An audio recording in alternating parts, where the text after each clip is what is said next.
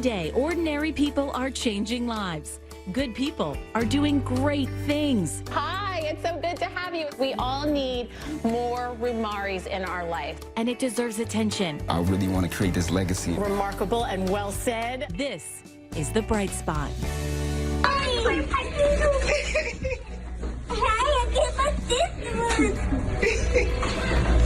God, we miss you. Oh, we all need this. It's a video that's going to have you smiling ear to ear. 3-year-old McKay Simmons. He's being welcomed back with huge hugs from his classmates at their Florida school, and it's after he survived Hurricane Dorian in the Bahamas with his mom. His mother, Takara Capron, joins me now via Skype. You know, I really think this is a testament to how you've raised your son, just how much he's loved there. Just describe for me what that moment was like.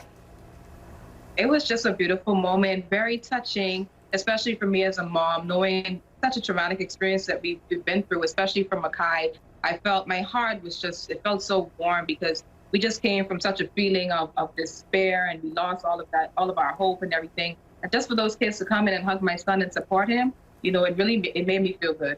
Yeah, I mean, you see that video, and in it, it looks like he's wiping away tears. This is so much for a 3-year-old to go through, living through this hurricane, then being reunited.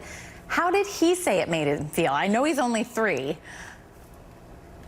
Yeah, but what did you ask?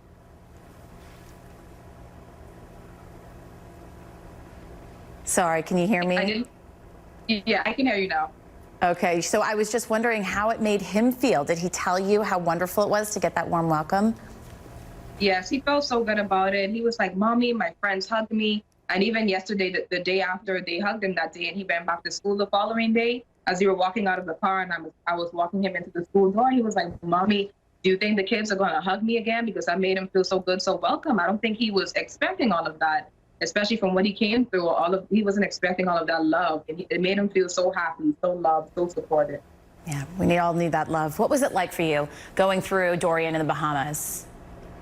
Dorian for me was absolutely a traumatic experience, especially as a parent. I knew that I not only had to focus on myself, but I had to focus on my kid. And at only 3 years old, I know that was a very difficult time for him. So I had to make sure I keep him safe. He was really clinging to me when he's normally such an independent kid. And he was just like attached, you know, to my waist, and he did not want to let go of me. I had to, you know, keep him right up under my arms just because I never knew when we would have to evacuate. He was scared. He would wake up through the middle of the night and he would say, "Mommy, I'm scared," because the wind was just too loud and everything just seemed so scary. Like you never knew when you would have to get up and run for your life.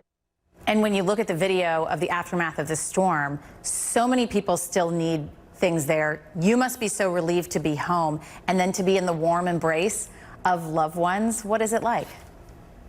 Yeah, it feels so good to be back, you know, because even my home in the Bahamas, my mom's home, that was destroyed, everything inside it. We lost a lot of stuff. And, you know, every time we pulled up to assess all of the damage, we felt like we felt the energy just drain from us. You know, at one point we didn't even want to clean up the mess because we just felt so sad. And like to get back to Pembroke Pines as a sense of community and support and all of that, it just feels good. You know, just the fact to get back in a clear mental space, it just feels good.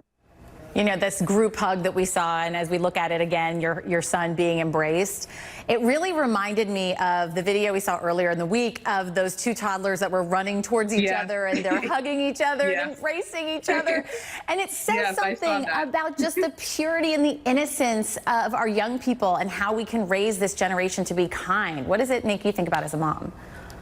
Yes, it made me think the same way. Honestly, it just means that the parents of these kids are really raising them well. You know what I mean? They're not seeing anything but a child that needs to be loved. They're also loving and so caring, and it's so innocent, just pure love. It's something that we as adults, you know, that is our example. That is the way that we should be. That's how I feel about it.